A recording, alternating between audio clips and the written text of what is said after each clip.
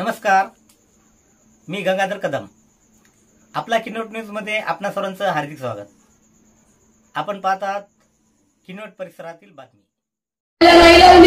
मल्हाररावांनी सांगितलं की दरबारात बसून हिशोब लिहायचे, तपासायचे, आधी ते शिकायचे, दारुगोळ्याचे कारखाने कसे चालतात ते बघायचं. हे सगळं मल्हाररावांनी अहिल्याबाईला शिकवलं. अहिल्याबाई जीवाचा कान करून मल्हाररावांचं ऐकत होत्या आणि प्रशासन कसं चालतंय शिकत होत्या.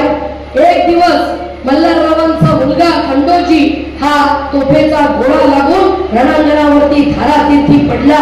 त्यावेळेस त्या काळाच्या रूढीनुसार अहिल्याबाई सती जायला निघाल्या. अहिल्याबाई सती जायला निघाल्याची बातमी मल्हाररावांना कळाली.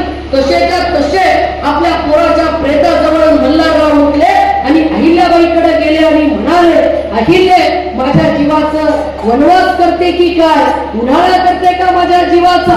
तुझ्या रूपानं मला खंडू जिवंत आहे, तू सती जाऊ नकोस. हात जोडून आपल्या सुनेला विनवणी केली मल्हाररावांनी. त्या काळामध्ये सती होणं म्हणजे देवी होणं, नवऱ्यासोबत मरणं म्हणजे सन्मानाचं जगणं. स्वर्गात संसार करायला जायचं बायकांनी. कुठं? स्वर्गात संसार करायला. आणि स्वर्गात संसार करायला सगळ्याच जणी लागत होत्या त्यांना. त्याच्यामुळे सगळ्याच जणीला मारत होते. आणि हा स्वर्गाचा संसार मल्हाररावांनी नाकारला, शिवाजी महाराजांनी नाकारला. मल्हाररावांनी अहिल्याबाईंना सती जाऊ दिलं नाही. आणि या अहिल्याबाईंनी पुढे चालून मला फार अभिमान वाटतो अहिल्याबाईंचा.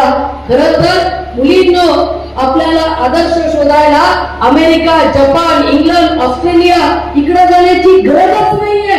आपल्याला आपल्या मातीतले कष्टासाठी घालणाऱ्या शेतकऱ्यांच्या पोरी असलेल्या या सगळ्या आमच्या महानायिका आहेत. त्यांचा प्रचंड मोठा हिमालया एवढा आदर्श आमच्या समोर आहे. गरज काय? फक्त इतिहासाची पानं उलगडायची. आणि तेवढाच जरा त्रास आम्हाला घ्यावासा वाटत नाही. कारण आमच्याकडे गुगल आहे, आमच्याकडे युट्यूब आहे, आमच्याकडे मोबाईल आहे, आमच्याकडे टीव्ही आहे, इन्स्टा आहे, फेसबुक आहे, अजून काय काय काय काय काय. आणि या सगळ्या बाजारात कुठं आम्हाला अहिल्या दिसते, कुठे आम्हाला जिजाऊ सापडते, कुठं रमाईचे अश्रू आम्हाला दिसतात, कुठं सावित्रीचं शिक्षण दिसतात. मग फक्त चंगळवाद दिसायला लागतो. ज्या अहिल्याबाईंना सती जाण्यापासून मल्हाररावांनी थांबवलं, त्या अहिल्याचा नंतर म्हणजे बघा, नवरा मेला, नंतर सासरे मेले, त्याच्यानंतर मुलगा मेला, जावई मेला, नातू मेला. घराण्याला एकही पुरुष वारसदार शिल्लक राहिला नाही. त्यावेळेस 27 वर्ष पांढऱ्या डोंगरीवरती बसून अहिल्याबाईंनी राज्यकारभार चालवला. होळकरांच्या घराण्याचं बळ, आर्थिक, सामाजिक, राजकीय संस्थानाची प्रतिष्ठा ही अहिल्याबाईंनी प्राणपणाने जपली आणि आपलं संस्थान लोककल्याणकारी राजासारखं चालवलं. पाणवठे निर्माण करणं, व्यापाऱ्यांच्या पेठा निर्माण करणं, कलावंतांना आश्रय देणं, दानधर्म करणं आणि लोकांच्या गरजा पूर्ण करणं, सदरेवरती बसून न्याय निवाडा करणं. ज्यावेळेस अहिल्याबाईंचा मुलगा मालोजी मेला, त्यावेळेस राघोबा पंत पेशवे हे अहिल्याबाईंकडे आले.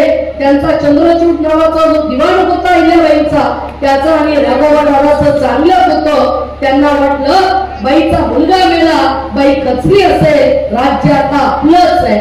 त्या दुःखामध्ये अहिल्याबाई असताना राघोबांनी तिकडं स्वारी फिरवली. अहिल्याबाईंच्या कानावरती बातमी आली. अहिल्याबाईंनी राघोबा दादांना पत्र लिहिलं भेटीसाठी आणि समजावून सांगण्यासाठी. येत असाल तर तुमचं स्वागत आहे, पण राज्याकडे वाकडी नजर ठेवून येणार असाल तर बाई समजून कमी लेखू नका. वेळ आली तर पासंडी खांद्यावर टाकून युद्धाला तयार आहे. ही सुभेदारांची सून म्हणजे अहिल्याबाईंना सुभेदाराची सून म्हणण्यात प्रचंड अभिमान वाटायचा. मल्हाररावांच्या दौलतीचा, मल्हाररावांच्या पराक्रमाचा, मल्हाररावांच्या एकंदरीत सगळ्या पराक्रमाच्या जोरावरती हे राज्य आम्हाला मिळालं याची सार्थ जाणीव अहिल्याबाईंना होती. अहिल्याबाईंना नुसती पिंड हातात घेतलेली बघू नका. अहिल्याबाईंची आज्ञापत्र वाचा, अहिल्याबाईंचा राज्यकारभार वाचा, अहिल्याबाईंचं प्रशासन वाचा की अहिल्याबाई राघोबा पेशव्यांना सुद्धा चॅलेंज करणारी स्त्री आहे की वाकडी नजर ठेवून याल तर खबरदार, मी पासंडी टाकून युद्धाला तयार. जर मी हरले तर लोक म्हणतील बाई होती हरली बिचारी, पण तुम्ही हरला तर लोक म्हणतील बाईच्या हाताने पेशवे हरले. ही जरब, ही ताकद अहिल्याबाईंच्या मध्ये होती. आज आमच्या पुरी एवढं काही झालं की मरायला निघतात, आत्महत्या करायला निघतात, निराश होतात, डिप्रेशन मध्ये जातात. विचार करा, ज्या बाईच्या पाठीशी घरातला एकही करता पुरुष जिवंत नाहीये, त्या बाईनं त्या काळात 27 वर्ष राज्य केलं आणि ते सुद्धा लोककल्याणकारी. ते सुद्धा आजही तुम्ही बघा, अहिल्याबाईंच्या नावाचे पाण्याचे घाट आहेत, विहिरी आहेत, 12 वाक्ये अहिल्याबाईंचे अवशेष इंदोरला आजही इतिहास आपल्याला दाखवतो. त्याच्यामुळे स्त्रियांना आपल्या पोरींनी आणि मुलांनी सुद्धा हे इतिहास कुठेतरी मुळातून वाचले पाहिजे आणि आमचे आदर्श, आमच्या महानायिका, आमचे महापुरुषच आमचे आदर्श आहेत. पिक्चर मधले आदर्श खोटे खोटे असतात. त्या सैफ अली खानला बिचाराला घरात जाऊन मारलं, एरवी पिक्चर मध्ये असं मारता असतं का त्याला? पिक्चर मध्ये त्याने लगेच एकट्यानं 10 लोक जोडले असते, पण खरोखर घडलं का? तसं घडलं नसतं. तो पिक्चर असतो, ती ऍक्टिंग असते, ते डायरेक्टरने ठरवलेल्या सगळ्या गोष्टी असतात. आपला प्रॉब्लेम असतो आहे, आपल्याला खोट्या जगातले नायक डोक्यावर घ्यावे वाटतात, खोट्या जगातल्या नायिका डोक्यावर घ्याव्या लागतात. पण इतिहासाच्या पानावर त्या रक्तरंजित उभ्या असलेल्या आमच्या नायिका, ज्या खऱ्या अर्थानं त्यांनी पराक्रम केले, ते वाचायला मात्र आमच्या पोरींकडे वेळ नाही, आमच्या पोरांकडे वेळ नाही. ही प्रचंड मोठी शोकांतिका, ही शोकांतिका आपण आता कुठेतरी घालवली पाहिजे.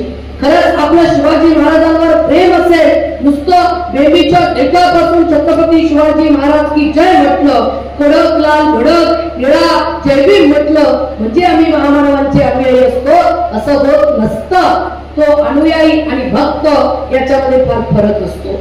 भक्त फक्त सांगितलेली ऑर्डर फॉलो करत असतो आणि अनुयायी सांगितलेल्या ऑर्डरचा विचार करून काळानुसार ती वापरत असतो.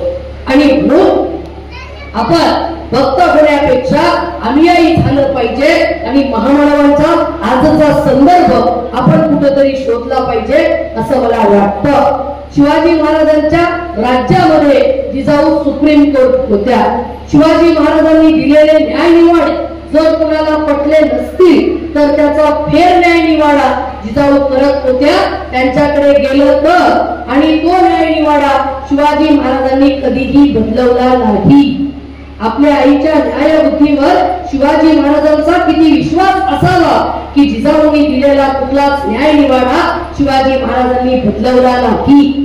शिवाजी महाराजांचा अजून एक करार त्यांच्या जयंतीच्या निमित्ताने मी सांगणं अत्यंत गरजेचं आहे असं मला वाटतं. त्याच्यासोबत व्यापारी करार करत असताना शिवाजी महाराज त्या करारामध्ये लिहितात की आमच्या राज्यामध्ये गुलामांचा व्यापार चालणार नाही. तो जर करण्याचा प्रयत्न झाला तर तुम्हाला सक्त ताकीद दिली जाईल आणि कारवाई केली जाईल. त्या काळामध्ये स्त्रियांना आणि पुरुषांना विकण्याची सर्रास पद्धत होती. आपल्याकडेच नाही तर सगळ्या जगामध्ये गुलामांचा व्यापार हा प्रसिद्ध व्यापार राहिलेला आहे. तुम्ही जर कार्वर नावाच्या सायंटिस्टचं पुस्तक वाचलं असेल तर तो कार्वर हा एका गुलाम स्त्रीचा मुलगा मेरीचा. त्याचबरोबर दुसऱ्या भारतातल्या गुलामाचं उदाहरण तुम्हाला मी देते. ज्या शहरातून मी आले ते छत्रपती संभाजीनगर हे शहर ज्यानं वसवलं तो हबशी गुलाम होता मलिक अंबर. शहाजी राजांचा तो नंतरच्या काळातला मित्र सुद्धा आहे.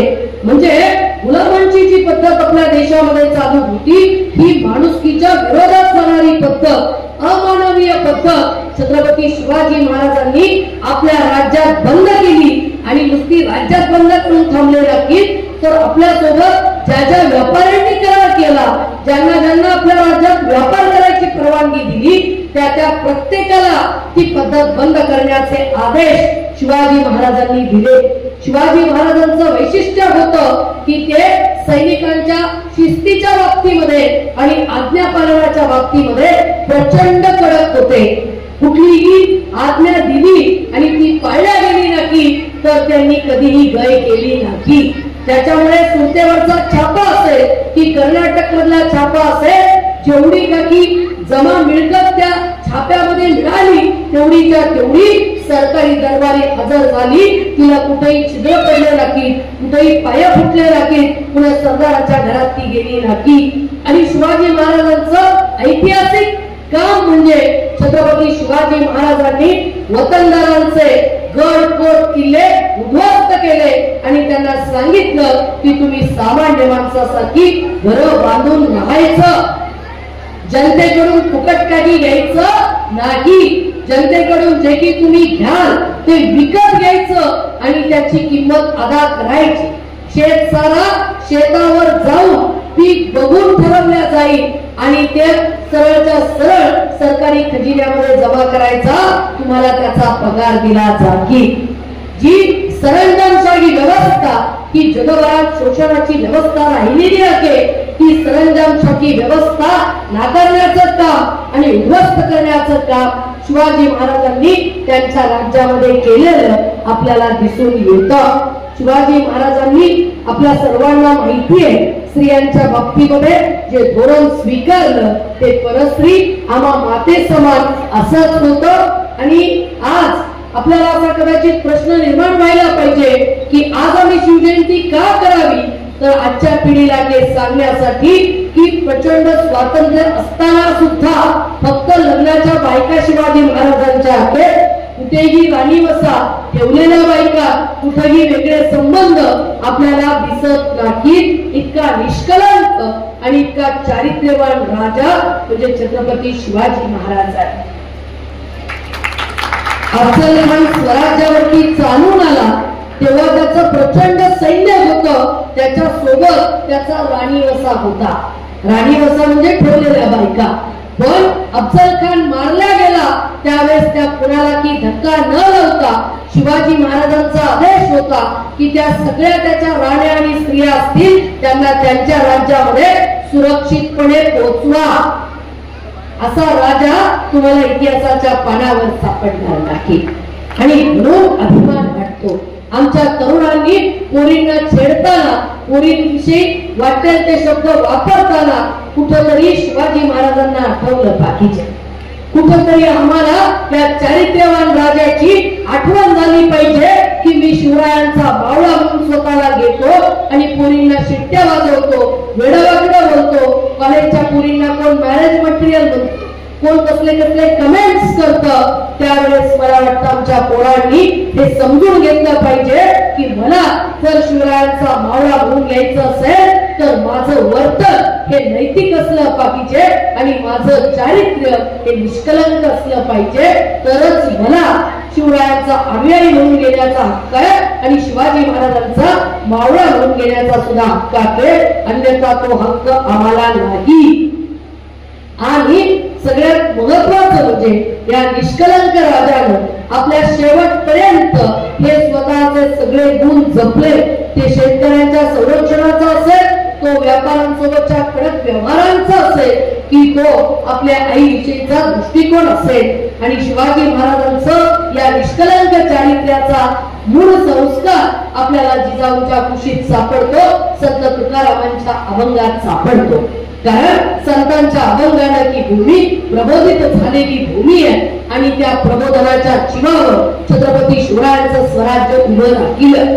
आपल्याला एखादी व्यवस्था नष्ट करायची असेल तर आपल्याला प्रबोधन हे क्रमप्राप्त असतं आणि नंतरच त्याच्यावरती सिंहासन चढत असतात. ही भूमिका किमान आपण तरी आता लक्षात घेतली पाहिजे. आणि म्हणून शिवाजी महाराजांची जयंती डीजे लावून नाचून मध्यधुंद होऊन करता कामा नये, तर ती विचारांच्या माध्यमातूनच झाली पाहिजे. याची काळजी सुद्धा आपण घेतली पाहिजे. शिवाजी महाराज कधी दारू पिले हे इतिहास सांगत नाही. कोणत्याही इतिहासाच्या पानावरती शिवरायांचं गैरवर्तन, शिवाजी महाराजांनी दारू पिली अशी उदाहरणं नाहीत. संभाजी राजांची नाहीत. शाहू महाराजांनी तर एक दिवस राग राजवाड्यातल्या सगळ्या दारूच्या बाटल्या काठी घेऊन धडाधड फोडल्या होत्या. कारण की दारू आयुष्याचा नाश करते, ती कुठेही मला आढळता कामा नये ही भूमिका शाहू महाराजांनी घेतलेली होती. डॉक्टर बाबासाहेब आंबेडकर असतील, महात्मा फुले असेल, बिरसा मुंडा असतील, गाडगे बाबा असतील, समजे सगळे संत असतील, यापैकी कुणीही व्यसनाधीन नव्हतं. मग आम्हाला त्यांच्या जयंत्या त्या डीजे समोर नाचून आणि दारू पिऊन साजऱ्या करायच्या शिकवलं कुणी? आणि कुणी जरी शिकवलं असेल तर आमच्या डोक्यातला किलोभराचा मेंदू काय काम करतोय त्याचा विचार करणं बंद झालंय का? दारूचे ग्लास टोकाला लावून शिवाजी महाराज की जय म्हणतात, नका आपल्या घाणेरड्या भाषेत महाराजांचं नाव घेऊ, नका आपल्या घाणेरड्या अवस्थेत बाबासाहेबांचं नाव घेऊ, नका आपल्या घाणेरड्या अवस्थेत सेवालाल महाराजांचं, बिरसा मुंडाचं नाव घेऊ. नाही त्यांना अपेक्षित हा समाज.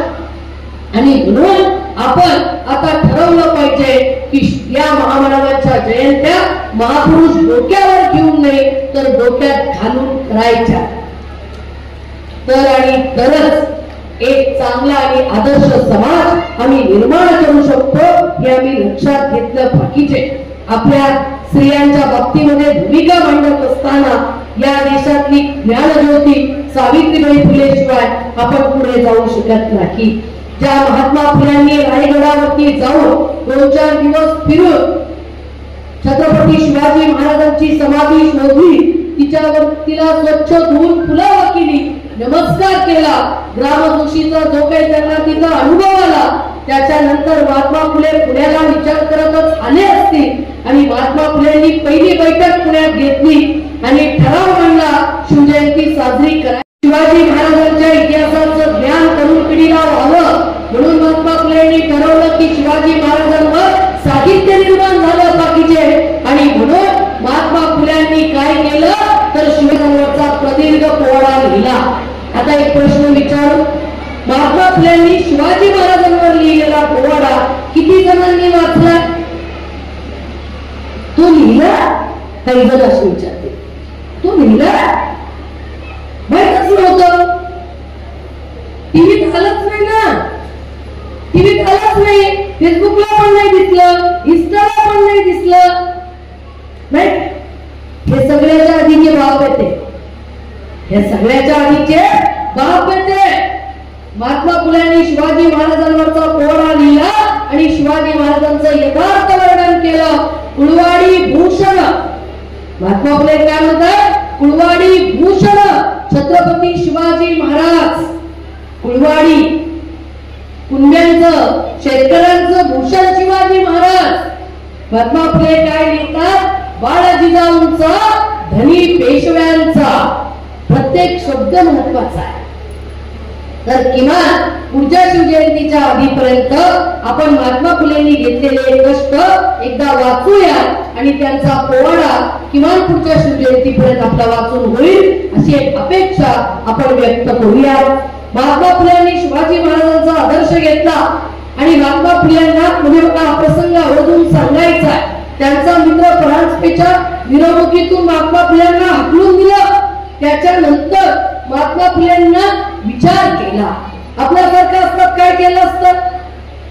आपल्याला कोणी हाकलून दिलं, आपण काय करू बरं? पहिली प्रतिक्रिया आपली, पहिली गोष्ट म्हणजे आपल्या ठेवणीतल्या शिव्या काढू, त्याच्यावर सगळा भडीमार करू, आकार तांडव करत मोठमोठ्यानं शिव्या देऊ, त्याला सगळी त्याची आई बहीण काय काय काय काढता येईल तेवढं काढू, बरोबर? आणि घरी जाऊन तडफडत झोपू. याच्या पलीकडे काय करतो आपण? महात्मा फुल्यांना मिरवणुकीतून हाकललं. महात्मा फुल्यांनी काय केलं? विचार केला. मला का हाकल? अपमान झाला मान्य, पण मला का अपमानित व्हावं लागलं? मला का हाकललं? कोणती ही व्यवस्था आहे जी मला या माझ्या मित्राच्या मिरवणुकीत मी त्याच्या बरोबरीने इंग्रजी शिकत असताना सुद्धा मला हाकलून देते? आणि मग महात्मा फुल्यांनी त्याचं सूत्र शोधलं. विद्येविना मती गेली, मती विना गती गेली, गती विना वित्त गेले, वित्ता विना शूद्र खचले. आणि एवढे सगळे अनर्थ कुणी केले? अविद्येनं केले. एका जातीनं नाही, एका वर्णानं नाही, हे सगळे अनर्थ कुणी केलेले आहेत? अविद्येनं केलेले आहेत. मग अविद्याला घालवा, विद्येला आणा. कशी आणायची? आपलं एक म्हण आहे, शिवाजी महाराज जन्माला यावे पण कुणाच्या घरात यावे? केराम साहेबांच्या येऊ देत ना, तरू सरांच्या येऊ देत ना, माझ्या घरात कसा अंबानीचा पोरगा जन्माला आला पाहिजे. किती भारी लग्न झालं, लग्न पाहून डोळे दिपले आमचे.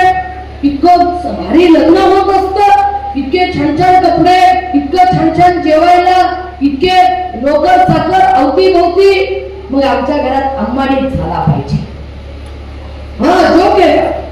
इतकं सगळं वैभव कुणाला नकोय? शिवाजी महाराज यांच्या घरात जन्माला येऊ दे, बाबासाहेब यांच्या घरात जन्माला येऊ दे. पण महात्मा फुलेंची भूमिका वेगळी होती. स्त्रियांना शिक्षण द्यायचं, कुणाला शिकवायचं? पहिली माझी बायको शिकली पाहिजे. आपलं असं स्त्री पुरुष समानता असली पाहिजे. कुठं? स्टेजवर. माझं नेहमीचं वाक्य आहे, स्त्री पुरुष समानता कुठं असली पाहिजे? किचन पासून कॅबिनेट पर्यंत. त्याला म्हणायचं समानता. नाही तर बाई अध्यक्ष, वक्ता अध्यक्ष, संयोजन करत बाई आणि मग आम्ही स्त्री पुरुष समानता आणली. ती भाकरी थापून इथे येते, तुम्ही खाऊन इथे येता. हा फरक आहे. आता आमच्या पोरी गोड हसल्यावर का त्यांना कळलं की आता आमच्या बाजूच आहे. नाही खरं सांगा, ते इथं बायका तुम्ही बिन थापल्याचा येऊ शकता का? आधी थापावं लागतंय, यांना खाऊ घालावं लागतंय, मग वेळ मिळाला तर खावं लागतंय आणि मग इथे यावं लागतंय. ही वास्तविकता जागे. आणि महात्मा फुलेंनी तेच केलं. स्त्रियांच्या शिक्षणाची सुरुवात कुठून करायची? माझ्या बायकोपासून झाली पाहिजे. आणि सगळ्यात पहिली या देशातली स्त्री शिक्षिका झाल्या ज्ञानज्योती सावित्रीबाई फुले. पहिली मुस्लिम शिक्षिका फातिमा शेख. फातिमा शेख विषयी सुद्धा मध्यंतरी बरंच काही वादळ उठवण्यात आलं होतं. फातिमा शेखच्या सावित्रीबाई सोबतच्या अस्तित्वाचे पुरावे अखेर जसं शिवाजी महाराजांना सातत्यानं मुस्लिमांच्या विरोधात उभं करण्याचे प्रयत्न झाले, तसे आता फातिमा शेखला सुद्धा नाकारण्याचे प्रयत्न चालू आहेत. असेच ते थोडे थोडे उपद्व्याप करत राहतात. तुम्ही झोपले का जागी आहे, झोपले का जागी आहे, बहुजन समाज झोपलाय का? इतक्या पीएचडी झाल्या, इतके प्राध्यापक झाले, इतके डॉक्टर झाले, इतके वकील झाले, सगळेच काय लाटेमध्ये झोपलेत का? त्या कुंभमेळ्यात डुबायला गेलेले ते बघत राहतात. त्याच्यामुळे जागे राहायचा. फातिमा शेख होत्या. फातिमा शेखची अनेक अस्तित्वाची चिन्ह आपल्याला दिसतात. आणि त्याचबरोबर राहुल सोलापूरला एक मुक्ता फळक गळली. आता इतिहासाचा अभ्यास नाही काही, त्याच्यावरती आपला समजा सरांनी पीएचडी केल्या, आपण त्याचा सत्कार केला, अशी काही त्यानं पीएचडी त्या विषयावर केली नाही की त्याचा सखोल अभ्यास केला नाही. असं चालता चालता बोलल्यासारखं बोलायचं. शिवाजी महाराज अग्रम सुटले तिथले सगळ्या गोष्टी आहेत, सगळ्या कथा आहेत. म्हणजे इतकं चिल्लर बोलायचं, इतकं कमी किंमत द्यायची त्याला की जणू काही शिवाजी महाराजांचं काही पराक्रम नाहीये, ते स्वामी आले हत्ती घेऊन ते महत्वाचे आहे. आणि मग त्यांनी लाच दिली वगैरे वगैरे. आणि नंतर बहुजन समाज ओरडायला लागला की मग सांगायचं दिलगिरी व्यक्त करतो. शिवाजी महाराज तुमच्या घरातला गरीब माणूस वाटला तुम्हाला? दिलगिरी माफी सुद्धा शब्द वापरला नाही त्यांनी.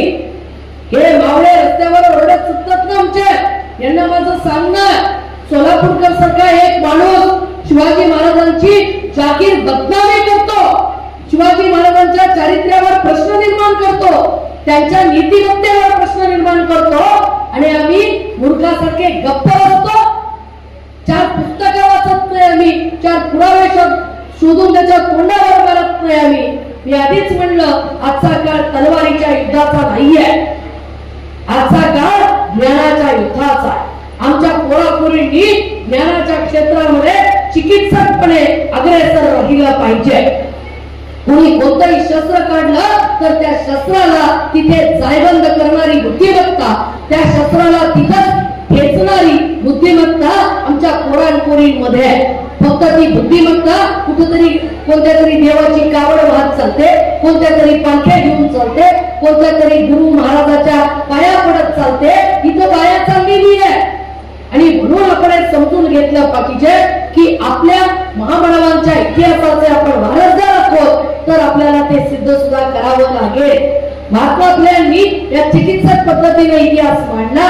सावित्रीबाईंना शिक्षिका म्हणून घडवलं. फातिमा शेखचे सुद्धा पुरावे आपल्याला सापडतात. आणि मग ही फातिमा शेख नाकारायची का? मुस्लिम शिक्षिका आहे म्हणून. या देशाचा अविभाज्य भाग ही लोकसंख्या माणसं ती. शिवाजी महाराजांनी माणसासारखं वागवलं त्यांना, अधिकाराची पदवी दिली त्यांना. आमचा मुस्लिमांची काही वाद नाहीये. हे शिवाजी महाराजांनी कृतीतून दाखवलं. त्यांचा राजांशी वाद होता, जातीशी आणि माणसांशी नव्हता. ते आपण समजावून घेतलं पाहिजे. आणि म्हणून आपण सावित्रीबाईंची भूमिका आणि महात्मा फुलेंची एक भूमिका या ठिकाणी मला आवर्जून सांगायची आहे. ती म्हणजे आपला एक गैरसमज. आपल्याकडे काय सांगतात माहिती का? पोरगी शिकली दोन्ही घरचा दिवा लागण्यासाठी, म्हणजे दोन्ही घरात ती दिवा लावते, दोन्ही घरी अमुक करते, दमुक करते. ती आई असते, ती बगीर असते, ती बायको असती, म्हणून तिला शिकवा. ती तुमची कुणीच नसेल तरी तिला शिकवा. ती तुमची कुणीच नसेल तरी तिला शिक्षणाचा हक्क आहे. आणि महात्मा फुलेंनी स्त्रियांकडे माणूस म्हणून पाहिलं. काशीबाई नावाच्या ब्राह्मण विधवेला महात्मा फुलेंनी घरी आणलं. सावित्रीबाईंनी तिचं बाळंतपण केलंय. एक माणूस म्हणून त्या स्त्रीकडे बघण्याची नजर या जोडप्यामध्ये होती. आणि म्हणून आपण एक गोष्ट लक्षात घेतली पाहिजे की महात्मा फुलेंची स्त्रियांकडे बघण्याची नजर माणूस म्हणून आहे. आणि म्हणून त्यांनी स्त्रियांच्या शिक्षणाचा आग्रह धरला. कारण त्या माणूस आहेत, त्यांना बुद्धी आहे, त्यांना शिक्षणाचा हक्क आहे आणि त्यांना सन्मानाने जगण्याचा सुद्धा हक्क आहे. या गोष्टी आपण मुलींनी आता समजून घेतल्या पाहिजे. आणि म्हणून मला आपल्याला आवर्जून सांगायचं आहे की आपण या महानायिकेचा इतिहास जरा उचका. त्यांनी आमच्यासाठी काय केलं? आज मला सांगा, गेल्या महिन्यामध्ये संक्रांत झाली, आपण हळदी कुंकवाचे कार्यक्रम घेतो. हळदी कुंकवासाठी कुणाला बोलवतो? आता मला इकडनं उत्तर अपेक्षित आहे. 2 मिनिट पटकन सांगा. अहो महिलांना. कोणत्या महिलांना? सौभाग्यवती. सौभाग्यवती म्हणजे काय क्वालिफिकेशन असावं लागतं? सौभाग्यवतीचं क्वालिफिकेशन काय? नवरा जिवंत असणं. बरोबर. जिचा नवरा जिवंत ती सौभाग्यवती. त्याच्यासाठी तिला पीएचडी करावं लागते का? सीईटी द्यावी लागते का? नीट द्यावी लागते का? नाही. नवरा जिवंत, इट्स इनफ. बस तेच क्वालिफिकेशन. हळदी कुंकवाचं तेच क्वालिफिकेशन. शुभ कार्यात जायचं तेच क्वालिफिकेशन. बर, विद्वांना या ठिकाणी बोलावलं जातं का? का?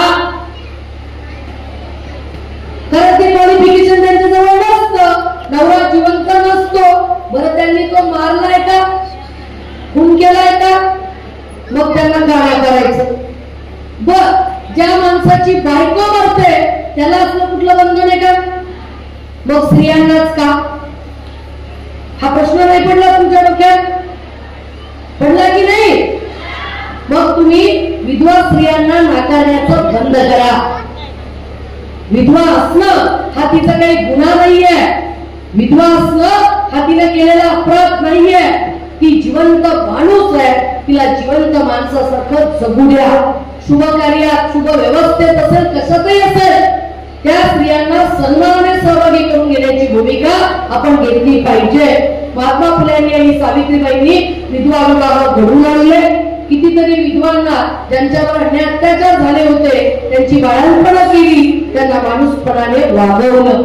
म्हणून कोणत्याही कुणी स्त्री असेल तिला माणूसपणाने वागवणं, समतेची वागणूक देणं आणि सन्मानानं जगणं हा तिचा हक्क आहे. त्याच्यापासून आपण तिला परावृत्त करता कामा नये. हा या महानायिकेच्या या भूमिका कुठंतरी आपण समजून घेतल्या पाहिजेत असं मला वाटतं. जाता जाता माझं घड्याळाकडे लक्ष करू का? जाता जाता फक्त अजून एका महानायिकेविषयी ज्याच्याविषयी आपण फार बोलत बाकी त्या एका महानायिकेविषयी मला सांगायचं आहे. ती म्हणजे दुसरी छत्रपती ताराराणी. सॉरी, दुसरी नाही, दुसरी महानायिका छत्रपती ताराराणी. छत्रपती शिवाजी महाराजांची सूर, राजारामाची बायको छत्रपती ताराराणी, हंबीरराव मोहिते यांची कन्या आणि शिवाजी महाराजांची सूर.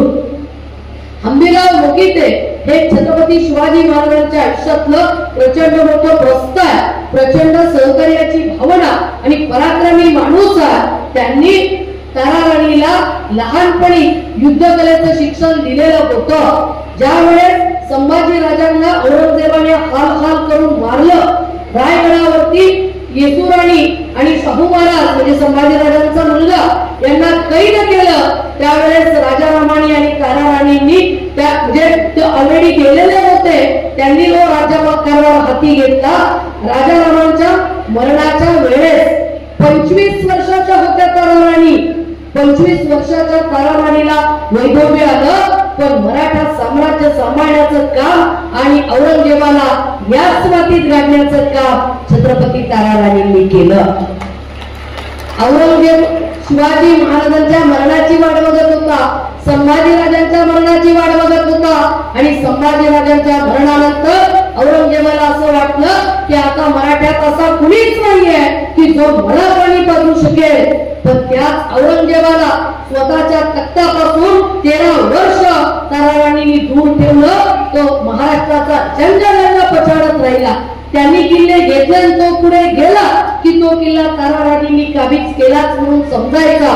असं करत त्या औरंगजेबाला इतकं थकवलं ताराराणींनी की त्याला या महाराष्ट्रात प्राण गमवावा लागला आणि त्याचा अंत याच महाराष्ट्रात झाला. हे श्रेय ताराराणींच्या पदरामध्ये जातं. त्या बाकीच्या वादात मला काही पडायचं नाही. सातारची गादी, कोल्हापूरची गादी याच्यात मला जायचं नाही, पण ताराराणींचं कर्तृत्व आपल्याला नाकारता येत नाही. दिल्ली झाली दिनवाणी, दिल्ली शहाचे गेले पाणी, ताराबाई रामराणी भद्रकाली कोपली, ताराबाईच्या बखते दिल्ली तख्ताचे तखते, खचो लागली देवी मते, पुराणे ही खंडली, रामराणी भद्रकाली रणरंगी क्रुद्ध झाली, प्रलयाची वेळ आली मुघलांनो सांभाळा. त्या काळातल्या कवीचं ही वाक्य आहे. म्हणजे ही आता ताराराणी इतकी कोपलेली आहे, मुघलांनो सांभाळा. या औरंगजेबाचा समूळ नाश करण्याचं काम ज्या महाराणीनं केलं ती छत्रपती ताराराणी. जयसिंहराव पवारांनी अत्यंत सुंदर पुस्तक छत्रपती ताराराणींवर लिहिलेलं आहे. आपण ते मुळापासून वाचलं पाहिजे. आणि माझ्या मुलींना तर माझं सांगणं आहे की आपण या सगळ्या महानायिका थोड्या का होईना वाचत राहिल्या पाहिजे. तुम्हाला आयुष्यात कधीच डिप्रेशन येणार नाही, तुम्हाला आयुष्यात कधीच हरल्यासारखं वाटणार नाही. म्हणून या सगळ्यांचा आदर्श घेऊया.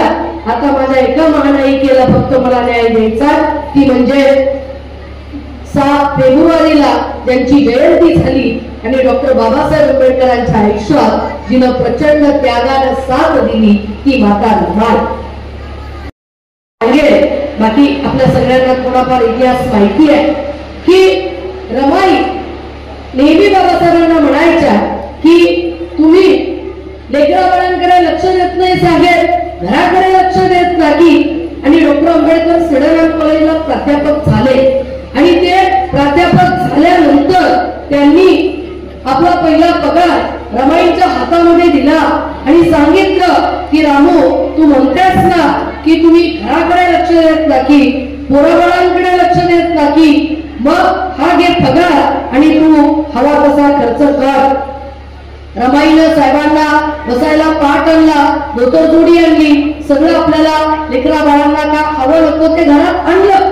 काही दिवसांनी बाबासाहेबांनी विचारलं, रामू पैसे शिल्लक किती आहेत? रमाईंनी सांगितलं, साहेब पैसे संपले म्हणले. मी आणलं ते आणलं जे काय असेल.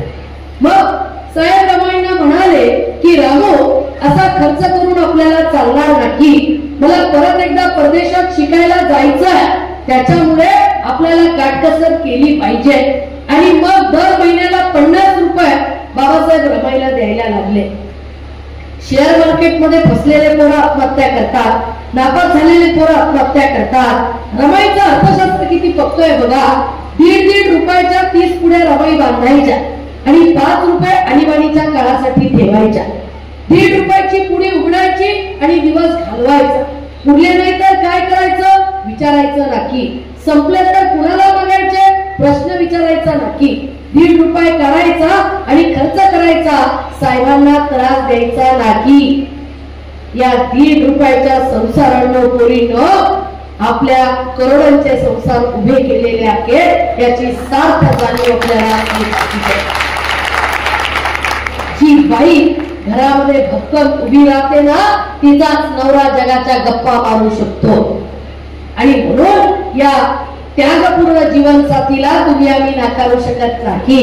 इंग्लंडला बाबासाहेब असताना त्यांचा मुलगा रमेश वारला. रमाईनी तात्काळ नाही कळवलं बाबासाहेबांना. थोड्या दिवसानंतर पत्र लिहिलं, साहेब तुमच्या अभ्यासात व्यत्यय येऊ नये म्हणून तुम्हाला कळवलं ना की आपला रमेश गेला. हे माय आपल्या पोटच्या लेकराचं मरण आपल्या नवऱ्याला लिहितीये, साहेब आपला रमेश गेला, तुम्ही काळजी करू नका, तुमचं सगळं भागल्यानंतर उरलेले पैसे आम्हाला पाठवा, मी इथं खंबीर आहे सांभाळायला. आपल्या पोटचं लेकरू गमावल्यानंतर त्या मातेची ही भाषा आहे. त्याच मातेनं या देशाचा संविधान करता घडवला, त्याच माते. आणि म्हणून एक शायर असं म्हणतो, ऐ नादान हुक्मरानो ईमान पर चलो, ऐ नादान हुक्मरानो ईमान पर चलो, बुआ बापू छोड़कर विज्ञान पर चलो, बुआ बापू छोड़कर विज्ञान पर चलो, एक दिन अमेरिका से भी आगे होगा भारत. आता अमेरिका आपल्या सगळ्यांना माहिती आहे.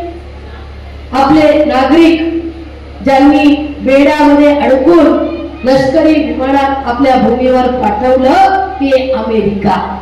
ज्यावेळेस आमचा देश कुंभमेळ्यात डुबकी घेत होता त्यावेळेस आमच्या देशाचे नागरिक साखळदंडामध्ये जखडून अमेरिकेच्या विमानानं आमच्या भूमीवरती सोडले. ही नामुष्की आम्ही उघड्या डोळ्यानं पाहतोय, तो अमेरिका. एक दिन अमेरिका से भी आगे होगा भारत, शर्त यह है कि मेरे भीम जी के संविधान पर चलो, मेरे भीम जी के संविधान पर चलो. आता छत्रपती शिवाजी महाराजांची जयंती आहे, त्याच्या तुम्हा सर्वांना शुभेच्छा. याच महिन्यात संत सेवालालांची जयंती आहे, नरहरी सोनारांची जयंती आहे, माता रमाईची जयंती आहे, संत गाडगे बाबांची जयंती आहे. या सगळ्या जयंतीच्या मी तुम्हा सर्वांना मनापासून शुभेच्छा देते. संत सेवालालांनी संत रविदासांची पण जयंती आहे. ज्या रविदासांनी सांगितलं की मला कसं राज्य हवंय जिथं सगळ्यांना मुबलक खायला मिळेल, सन्मानाने जगता येईल. ज्या रविदासांच्या आणि संत नामदेवाच्या रचना या गुरु ग्रंथ साहिबामध्ये सापडतात, पण आपण मात्र संत जातवार वाटून घेतल्यामुळे त्या संतांच्या रचना आपण सगळेजण वाचत नाही. तर हा आमचा देश घडवण्यात, आम्हाला इथपर्यंत पोहोचवण्यात या सगळ्यांचं योगदान आहे. आपण त्या इतिहासाकडे जाऊया, त्यांना वाचूया. माझ्या तरुण मित्र मैत्रिणींनो, आपण आता जरा मोबाईल बाजूला ठेवूया, टीव्हीचं बटन जरा बंद करूया आणि रोज संध्याकाळी किमान तासभर तरी आमच्या महामानवांच्या इतिहासाकडे वळूया. पुन्हा एकदा पुस्तकांकडे जाऊया. तुमच्या माझ्या मुक्तीचे मार्ग, तुमच्या माझ्या उत्थानाचे मार्ग हे शाळेतून जातात, विद्यापीठांमधून जातात, महाविद्यालयांमधून जातात, पुस्तकामधून जातात, ते कोणत्याही सत्संगातून जात नाहीत. हे आपण नीट समजून घेऊया आणि आमच्या मुक्तीच्या मार्गावरती चालूया. अजून एक गोष्ट, आमच्या छत्रपती संभाजीनगर शहरामध्ये संविधानिक मूल्यांना समर्पित सत्यशोधक समाज 151 वर्षपूर्ती भारतीय प्रजासत्ताकाच्या अमृत महोत्सवाच्या वर्षानिमित्त विद्रोही सांस्कृतिक चळवळ महाराष्ट्र यांनी आयोजित केलेलं 19वे अखिल भारतीय विद्रोही मराठी साहित्य संमेलन 21, 22, 23 फेब्रुवारीला आमखास मैदानावरती आहे. संयोजकांपैकी एक या नात्यानं मी तुम्हा सर्वांना या संमेलनाचं निमंत्रण देते. आपण सर्वांनी या विद्रोही साहित्य संमेलनाला यावं. तुमच्या माझ्या महामानवांच्या विचारांचा जागर विद्रोही पद्धतीनं व्यवस्थेला शह देण्यासाठी आणि समतेचं राज्य निर्माण करण्यासाठी आपण एकत्र येऊया आणि या संमेलनाला यशस्वी करूया। संविधानिक मूल्यांना समर्पित असलेल्या या संमेलनात अनेक कार्यक्रम होणार आहेत। इथं मी काही पॉम्पलेट आणलेले आदरणीय रामप्रसाद तौरसर संयोजन समितीपैकी आहेत। आपण आम्हाला सरळ अर्थाने मदत पण करा, सहभागी पण व्हा, विचारवंत म्हणून व्हा, कवी म्हणून व्हा, कलाकार म्हणून व्हा, कुठल्याही नात्यानं व्हा, पण हे आपलं संमेलन आहे, आपण यावं ही माझी आपल्या सर्वांना आग्रहाची विनंती। आपण या ठिकाणी छत्रपती शिवाजी महाराज जन्मोत्सव सोहळ्यानिमित्त मला निमंत्रित केलं, आपल्याशी संवाद साधण्याची संधी दिली, त्याबद्दल आपल्या सर्व संयोजकांची मी अतिशय ऋणी आहे, आभारी आहे की आपण मला एवढ्या तरुण तडफदार रक्तांच्या तरुणाई समोर बोलण्याची संधी उपलब्ध करून दिली आणि म्हणून मी आपल्या सर्व संयोजकांची आभारी आहे। ऐकणाऱ्या सर्वांनी मला शांतपणे समजून घेतलं, ऐकून घेतलं, त्याबद्दल तुम्हा सर्वांची सुद्धा मी अतिशय ऋणी आहे, आभारी आहे। मुलींनो, मी तुम्हाला एकच सांगू इच्छिते की आपल्याकडे उपभोगाची वस्तू म्हणून किंवा आपला देह भांडवली आहे म्हणून बघू नका, तर स्वतःकडे माणूस म्हणून बघा आणि स्वतःकडे माणूस म्हणून पाहून जगा, म्हणजे जगातलं कुणी की तुम्हाला तुमच्यावर अन्याय अत्याचार करू शकत नाही आणि या सगळ्यासाठी तुम्हाला मला ज्ञानाची शिवाय पर्याय नाही, एवढंच लक्षात घ्या। आपल्या सर्वांचे मी आभार मानते। जाता जाता माझी कविता सांगते आणि थांबते। एक पुरुष स्त्रीचं वर्णन करताना म्हणतो, मी जन्माला आलो तेव्हा मला स्वतःच अमृततुल्य दूध देणार आणि स्वतःच्या खुशीची ऊब देणारी एक स्त्री होती, ती माझी आई होती। मी मोठा होऊ लागलो, चालता चालता पडायला लागलो, हसता हसता रडायला लागलो, मला पडताना सावरणारी आणि रडताना की हसवणारी एक स्त्री होती, ती माझी बहीण होती। मी मोठा होऊ लागलो, शिक्षणाची गरज निर्माण झाली आणि युवराचं बोट धरून मला शाळेत नेलं, माझ्या चिमुकल्या हातांना धरून मला गुणाक्षर शिकवणारी आणि जगण्यासाठी समृद्ध करणारी एक स्त्री होती, ती माझी शिक्षिका होती। आयुष्य जगत असताना मी अधिकाधिक प्रौढ झालो, तसा लग्नाच्या बोकल्यावर चढलो। माझ्या आयुष्यात एक स्त्री आली, जिने माझ्या सुखातही आणि दुःखातही मला समर्थपणे साथ दिली। मी हरलो, पराजित झालो, तिच्या खांद्यावरती डोकं ठेवून निवांत रडलो। त्या अपयशासहित जिने मला स्वीकारलं, सांभाळलं, शेवटपर्यंत निभावलं, ती एक स्त्री होती, ती माझी बायको होती। आयुष्य जगत असताना मी अधिकाधिक प्रौढ झालो, तसा कठोर झालो। माझ्या या कठोर हृदयाला बर्फासारखं वितळवणारी आणि मला लहान मुलासारखं खळखळून हसवणारी एक स्त्री होती, ती माझी मुलगी होती। आयुष्य जगून झालं, मी म्हातारा झालो, शरीर थकून गेलं, अवयव गलितगात्र झाले। माझ्या या थकलेल्या देहातून एक दिवस प्राण निघून गेला। माझ्या या निष्प्राण देहात जिने स्वतःच्या कवेत घेतलं आणि मला कायमच चिरशांत केलं, ती एक स्त्री होती, ती माझी मातृभूमी होती, ती माझी मातृभूमी होती। धन्यवाद। जय जिजाऊ, जय शिवराय, जय भीम।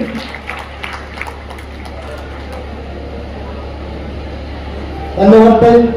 प्रत्येक बरोबरच आपण छत्रपती शिवाजी महाराजांच्या महामानवांच्या विचारांचा जागर व्हावा या उद्देशाने या प्रबोधनपर कार्यक्रमाचं आयोजन केलं आणि यासाठी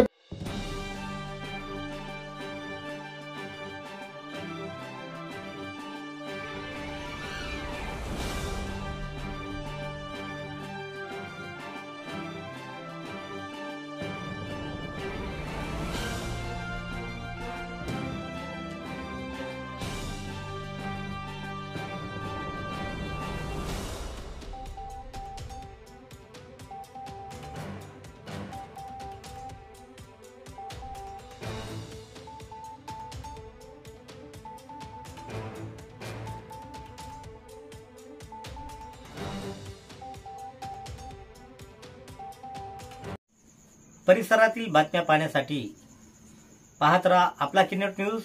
लाईक करा, शेअर करा, कमेंट करा आणि या चॅनलला सबस्क्राईब करा.